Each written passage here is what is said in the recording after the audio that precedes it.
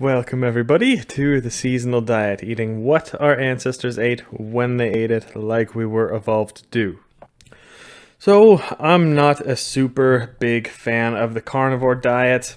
I like the general idea, but it is a little bit extreme, and there are some great doctors arguing that the carnivore diet is the healthiest diet, but there are, of course, lots more doctors debating that it's not. You know, the research is not clear, and I'm not here to talk about that. However, one benefit seems pretty clear that most people are experiencing when they try the carnivore diet, and that is healing, like healing injuries, increased recovery times on sports injuries, and even some really serious chronic things like arthritis and autoimmune disorders.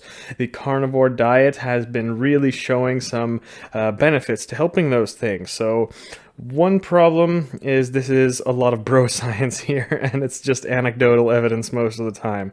There haven't really been any peer-reviewed scientific studies on these things, and there aren't going to be either. One thing we have to understand is that these studies cost millions of dollars to fund, and there is not any billionaires or organizations out there coming out and trying to fund a study on the carnivore diet, because of course they don't want people eating up all the meat in the world. So sometimes we need to understand that there aren't going to be scientific studies on certain things, and anecdotal and bro science evidence is the only thing we're going to get. But that doesn't mean it's not true. So the reason that the carnivore diet seems to heal up injuries and things like that is a bit debated, but some of the experts have suggested that the reason people feel healing of injuries is because it reduces inflammation when you eat the carnivore diet. You stay away from the processed carbs and starchy foods and other things like that that cause inflammation. Another option is that people on the carnivore diet tend to eat less, like caloric restriction, and that in general puts them in a state of fasting, which replaces damaged cells. So both of those options are very possible, but I have a more spiritual explanation for this.